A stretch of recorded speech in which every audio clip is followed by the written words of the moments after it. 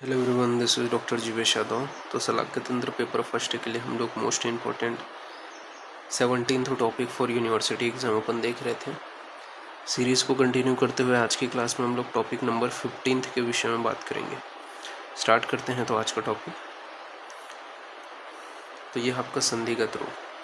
तो संधिगत रोगों की संख्या सुश्रुत ने 9 बताया है। कौन से हैं वो? तो पुयालस्य उपनः स्त्राव पवर्णी अलजी कृमि ग्रंथि विज्ञेय रोगा संधिगता नवा। तो पुयालस हो गया, उपना हो गया। 4 प्रकार के स्त्राव हैं आपके। कौन सा? पित्तज स्त्राव, कफज स्त्राव, रक्तज स्त्राव और पूय स्त्राव। इसके अलावा है आपका पौवर्णी और अलजी। ठीक है, ये जो है आपके संधिगत 9 रोग बताए गए हैं।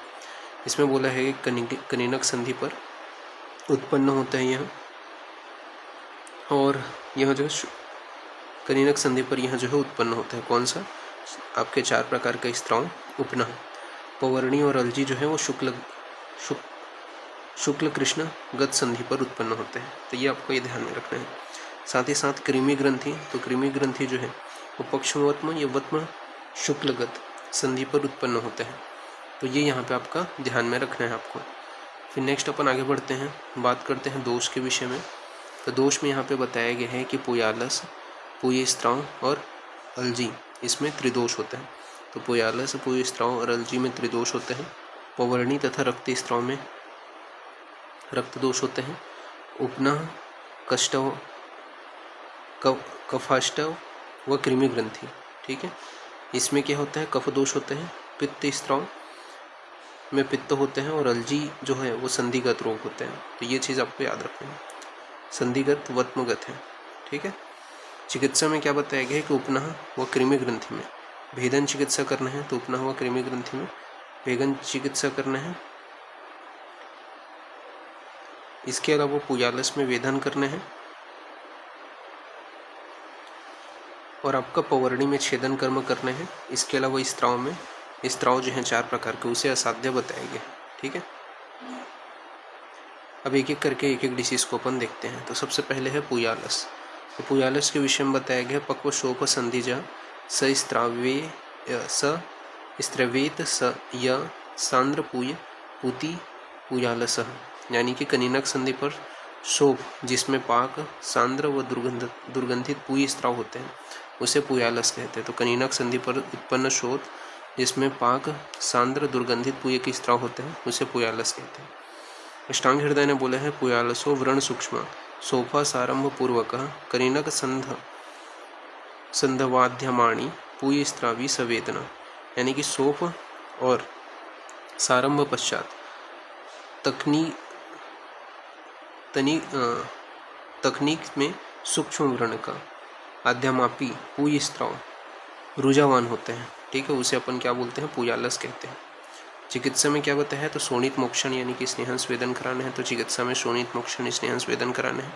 उपनः में दोषहर, व्रणशोधक, चक्षुष्य द्रव्यों का प्रयोग करना है। तो उपनः में दोषहर, व्रणशोधक व चक्षुष्य द्रव्यों का प्रयोग करना है। सेक, अश्योतन, नस्य पूटपाक का प्रयोग करना है। तो सेक, अश्योतन, नस्य पूटपाक का प्रयोग करना है। अंजन में काशी संजन, अदरक, सेंधा व मधु का प्रयोग करना है। साथ ही साथ कृत स्नेह विधि में बताया गया है कि स्नेहन स्वेदन, वमन विरेचन, वस्ती व सिरो विरेचन का प्रयोग करना है व सूक्ष्म सलाका से अग्निकर्म कराना है। ये यहाँ पे बताया गया है, तो इसको आपको ध्यान में रखना है। फिर नेक्स्ट है नेत्र स्त्राव। नेत्र स्त्राव बताया गया कि नेत्र नाड़ी में होता है। ठीक है, संप्राप्ति बताया गया है गत्व संधि अश्रु मार्गेण दोषा कुरिया स्त्रावे रुग्विहीनात्, यानी कि वात आदि कुपित दोष अश्रु मार्ग से होते हुए कनिनक में पहुंचकर वेदना रहित स्त्राव करते हैं, उसे अपन नेत्र स्त्राव कहते हैं। तो वात आदि कुपित दोष अश्रु मार्ग से होते हुए कनिनक पहुंचकर वेदना रहित स्त्राव करते हैं, उसे अपन नेत्र स्त्राव कहते हैं। इसके भेद के विषय में बात करें तो इसके 4 भेद बताए गए हैं।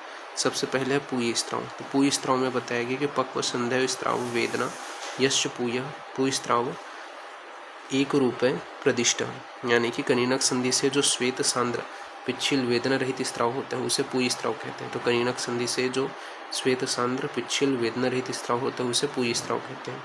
फिर है रक्त स्त्राव। तो रक्त स्त्राव में बोला है शोणित उत्थान, सरक्तम, उष्ण नास स्त्रावेत नास अति सांत्रम, यानी कि कनीनक से होने वाले रक्त मिश्रित उष्ण स्त्राव जो न तो अति अल्प हो न अति सांद्र हो, उसे रक्त स्त्राव कहते हैं। तो कनीनक से होने वाले रक्त मिश्रित उष्ण स्त्राव जो न तो अति अल्प हो न अति सांद्र हो, उसे रक्त स्त्राव कहते हैं। नेक्स्ट है श्लेष्म स्त्राव।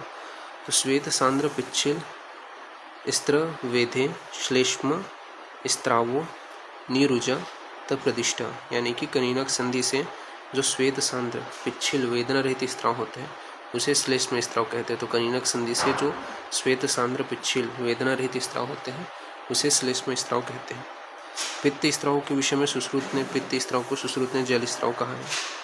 ठीक है, इसमें बोले है पित्ताभाषम नील मुष्णम जलाभम पित्त स्त्राव स्त्रवेत संधि मध्यमा, यानी कि कनीनक संधि के मध्य से पित्ताभ नील वर्ण का उष्ण एवं जली स्त्राव होता है उसे पित्त स्त्राव कहते हैं। तो कनीनक संधि के मध्य से पित्ताभ नील वर्ण का उष्ण एवं जली स्त्राव होता है उसे पित्त स्त्राव कहते हैं। जल स्त्राव के विषय में वांगभट्ट ने बताए हैं। इन्होंने क्या बोले हैं, वायु क्रुद्धे सिराप्ये जलाभम जलवाहनी अश्रुस्त्रव्ये वत्म शुक्ल संधे कनीनकात् तेन नेत्र सरु आग्रेशोपस्य स जल स्त्राव, यानी कि प्रकोपित वात। वांगभट्ट ने जल स्त्राव के विषय में बताया है कि प्रकोपित वात अश्रुवाही सिराओं में जाकर के वत्म शुक्ल एवं कनीनक संधि से जल समान अश्रु स्त्राव उत्पन्न करती है, जिससे नेत्र में रुजा रक्तवर्णता एवं शोफ उत्पन्न हो जाता है। ठीक है, तो क्या है, प्रकोपित वात अश्रुवाही सिराओं में जाकर के वत्म व शुक्ल एवं कनीनक संधि के से जल समान अश्रु स्त्राव उत्पन्न करते हैं, जिससे नेत्र में रुजा रक्तवर्णता एवं शोफ उत्पन्न होता है।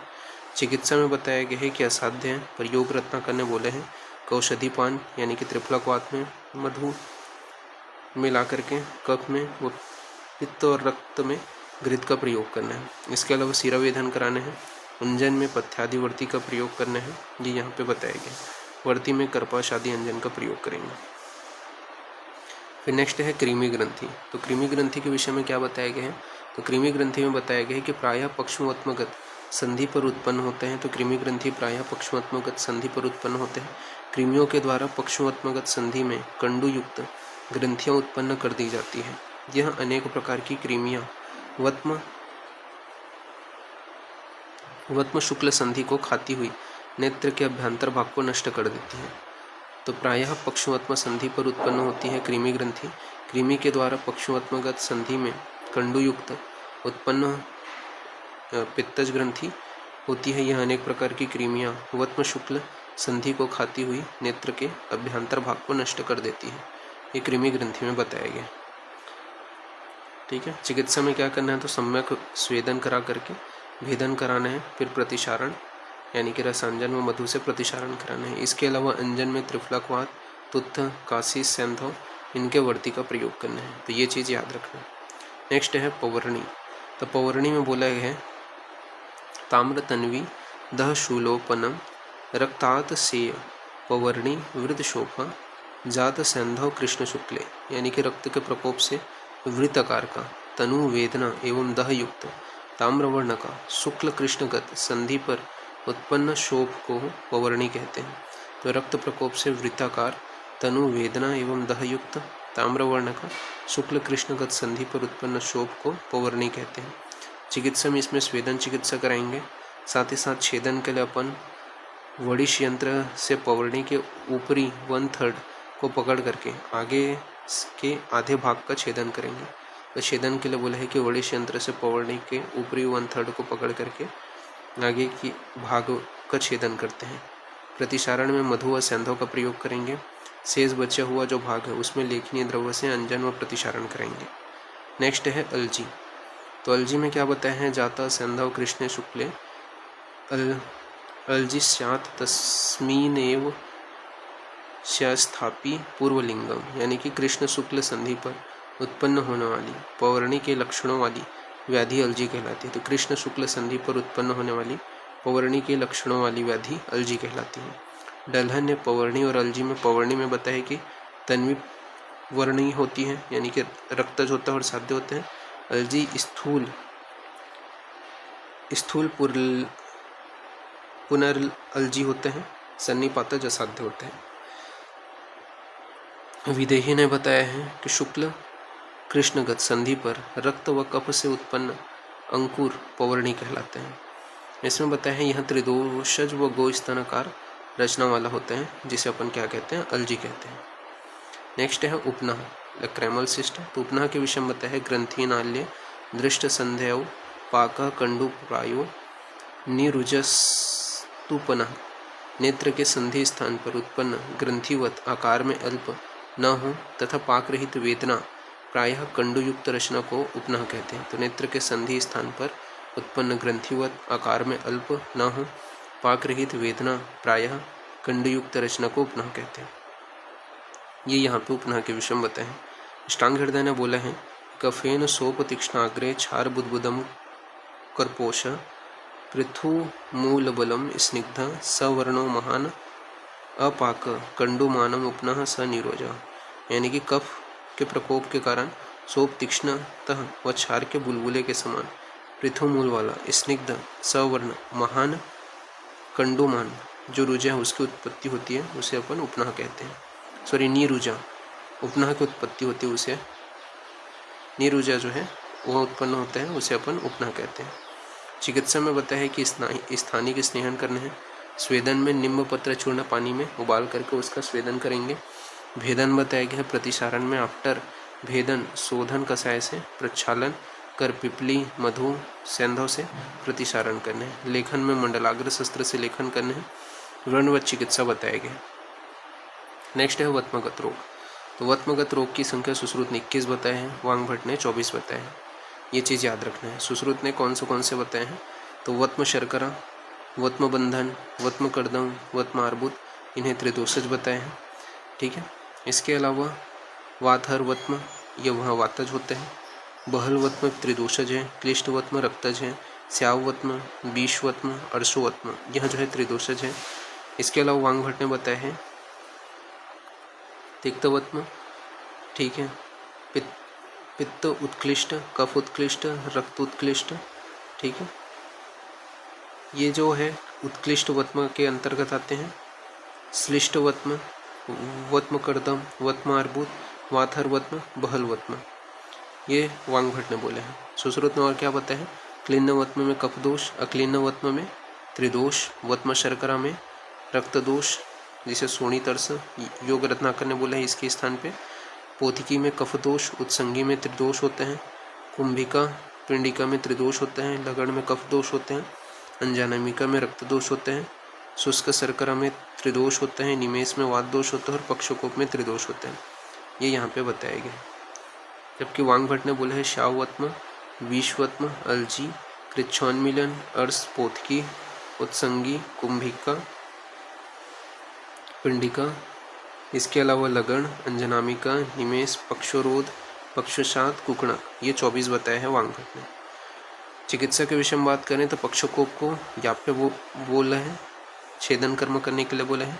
इसके अलावा क्लीन्न वत्म, अक्लीन्न वत्म, इसके अलावा कुंच व पक्षसात में अशस्त्रकृत बताए गए हैं। लगन, अंजनामिका और विश्वत्म में भेदन कर्म करने के लिए बोला गया है। अर्शोवत्म, शुष्कवत्म और वत्म अर्बुद में छेदन करने के लिए बोला गया है। निमेष, वाथर वत्म, वत्म शर्करा को असाध्य बताया गया है। बाकी जो है शेष वो लेखन साध्य हैं, ये सुश्रुत ने बोले हैं।